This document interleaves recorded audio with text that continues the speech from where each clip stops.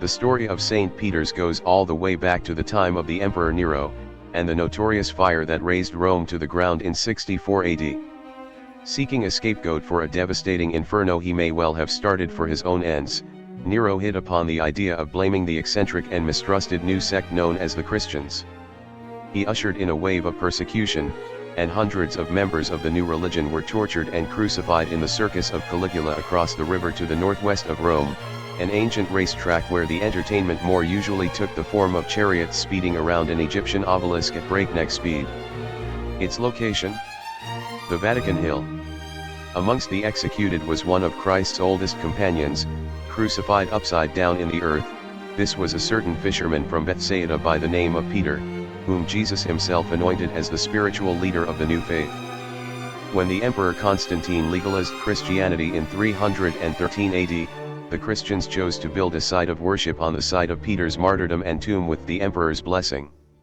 For over a millennium Constantine's great basilica stood as the epicenter of Christianity, but by the start of the 16th century the church was in a state of terminal decline, slowly sinking into the foundations of the ancient circus. The 7 most unmissable treasures of St. Peter's Basilica.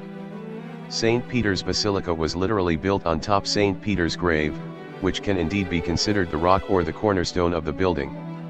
St. Peter was martyred during the reign of the Emperor Nero, around the year 67 or 68 AD, during the first persecution of the Christians.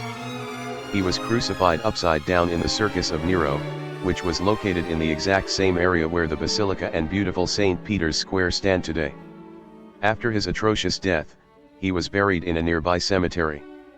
St. Peter's grave was originally extremely humble, and it was only in the 2nd century AD that Christians finally had the chance to build a little shrine over it to make it recognizable. Almost 300 years after Peter's death, the Emperor Constantine, after legalizing the Christian religion, had a proper church built on top of the apostle's grave. This ancient basilica was gradually demolished in 1506, when Pope Julius II ordered the construction of a newer and bigger church fit to honor the apostle. This is the magnificent church we can still admire today. Finding the exact location of St. Peter's grave is simple. From the outside, the position of the grave is marked by the shiny golden cross on top of the dome. Inside the church, meanwhile, it's marked by the beautiful bronze canopy above the main altar. The altar itself sits right on top of a little chapel, underneath which lies the humble grave that is traditionally, although not unanimously, identified with St. Peter's burial. When entering St. Peter's Basilica for the first time, you can't help but be overwhelmed by the unexpected grandiosity of the building. But once you adjust to the vastness of this immense church, the first thing that catches your eye is a huge bronze canopy at the end of the nave. Designed by Gian Lorenzo Bernini, who is widely considered the master of the Italian Baroque, the canopy is meant to highlight the main altar, reserved only for the Pope himself. It was the famous Urban VIII from the Barberini family, whose coat of arms is carved at the base of each of the 4 columns of the structure, who hired Bernini for this ambitious project in 1624. With its beautiful spiraling columns decorated with vine leaves, the canopy has a very peculiar design meant to suggest the idea of movement and lightness, remarkable considering the size of the monument. In fact, it is more than 28 meters high.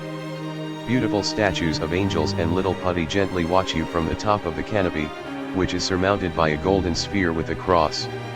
Located in the first chapel to the right of the entrance, the Pietà is Michelangelo's most touching work, representing the Virgin Mary gently holding the body of dead Jesus in her lap with great composure and tenderness.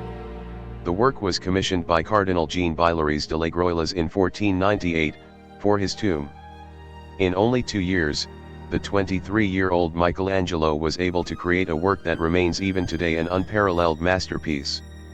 The sculptor interpreted this well-known subject in his very personal and original manner, in fact, going against the traditional iconography where the Virgin Mary was portrayed as a mature woman.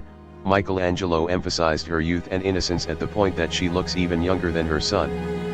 The Virgin Mary bears a sash across her chest, with the signature of the artist. As the tradition has it, Michelangelo, who was not yet so famous at that time, added it after the inauguration of the statue. Apparently, he had overheard some visitors wrongly attributing the Pietà to another artist. After the statue, he became so famous that he didn't need to sign any of his other works. If you keep walking along the right aisle, a few steps past the Pieta, you will find the chapel of Saint Sebastian. On most days you will find many people here on their knees, silently praying in front of the altar.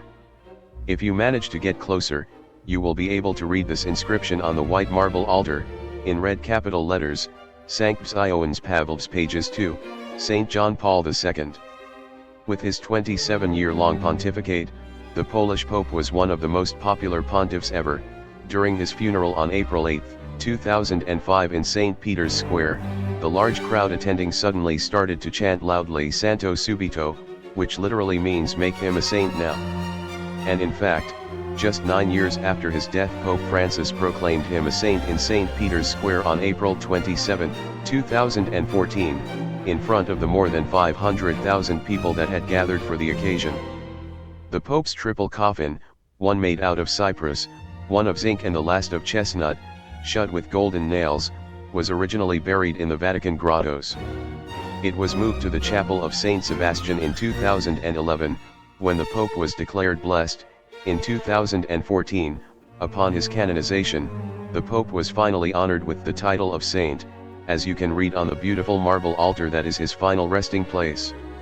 Just a few steps away, you will find a very unusual monument, the memorial to Alexander VII. Designed by the 80-year-old Bernini, this monument is considered his very last great work, despite the fact that it was mostly executed by other sculptors supervised by the old master. Although Pope Alexander VII had commissioned his funeral monument in the very first years of his pontificate, he never got to see it, dying before it was even started. The monument was in fact inaugurated in 1678, 6 years after the Pope's death. The monument shows the Pope kneeling in prayer, surrounded by 4 statues of women, intended to represent the virtues that the Pope used to practice most: charity, prudence, justice, and truth. The last one is particularly remarkable, as she hides an interesting political message from the 1600s. The truth is setting foot on a globe, where you can easily recognize the different countries. If you go closer, you will notice that she is stepping precisely on top of England. This was Bernini's subtle way to immortalize the Pope's doomed attempts to defeat Anglicanism. But the most surprising detail of the monument is the winged skeleton who makes its creepy appearance from below a heavy marble drapery. The skeleton is Death herself, brandishing an hourglass as if to emphasize that the time of life is over. While walking along the nave, you might notice a line of people queuing in front of a black statue. If you look closely, you will notice that most of them touch a foot of the statue, and some even kiss it. Why? This is a very famous portrait of Saint Peter. The statue was long believed to date back to the 5th century AD, but is now almost unanimously attributed to Arnolfo di Cambio, a renowned Tuscan artist, who realized it towards the end of the 1200s. The statue is made out of bronze and represents the Prince of the Apostles, sitting on a marble chair. With his left hand he holds the keys of heaven, his typical attribute, whilst giving a blessing with his right. It is customary for pilgrims visiting the church to touch or kiss St. Peter's feet, particularly the right one, and ask for a blessing. This tradition is so ancient that millions and millions of people must have touched and kissed the statue over the course of at least 800 years, that's why St. Peter's foot seems strangely flat and thin, though very polished. It has been literally worn out by centuries of kisses. Every year, on the anniversary of the deaths of St. Peter and St. Paul, June 29, the statue is dressed in papal vestments and crowned with the tiara, a powerful way to remind everybody that St. Peter was the first pope in history.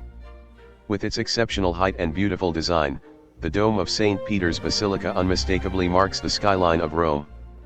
Designed by none other than Michelangelo, the dome is considered his spiritual testament. He didn't want to be paid for this last work as he intended it as a gift for the church. The artist, who was also an excellent engineer and architect among his many other talents, was already in his 70s when he started working at this project. Unfortunately, he never saw it finished, as he died aged 89 in 1564, when the dome was only partially built. The construction of the dome, still the biggest in Rome, was completed by Giacomo della Porta and Domenico Fontana in 1590. It was topped by a beautiful golden globe with a cross, very similar to the one you can find on the canopy. From the inside, the dome looks even more spectacular. The interior was beautifully decorated with shiny golden mosaics at the very end of the 1500s by renowned artists such as Cesare Nebbia, Paolo Rossetti, Giovanni de Vecchi and the Cavaliere di Arpino. At the base you will see 4 rounded medallions with the portrait of the 4 evangelists, each accompanied by his animal symbol, John with an eagle, Matthew with an angel, Luke with a bull and Mark with a lion. The interior of the dome is illustrated with many holy figures. At the top God Father is surrounded by the angels, while, from the top to the bottom, we find seraphims, cherubs and other angels, some of them carrying the instruments of Christ's passion, the crown of thorns, the cross, and the column to which Jesus was tied when he was whipped. In the lowest section you will also find Jesus, the Virgin Mary, John the Baptist, St. Paul and the 12 apostles and, further below, portraits of bishops and patriarchs, for a total of 96 characters overall. At the base of the dome you can read the beautiful inscription Tu es Petrus et super hanc Petram edificabo ecclesiam mene et tibi dabo clave saelorum, you are Peter and upon this rock I will build my church. Due to the enormous scale of the building you would never guess that each letter is almost 3 meters high. But you can see so for yourself if you are willing to climb the 551 steps that will take you first to the base of the dome, from where you'll be able to have an unparalleled view of the inside of the basilica, and finally to the very top, where you can enjoy a spectacular panorama of the Eternal City.